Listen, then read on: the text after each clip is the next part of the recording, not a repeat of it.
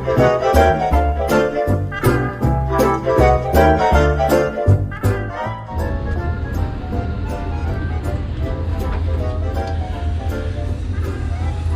so what we have here is a freezer. They had a bad shroud.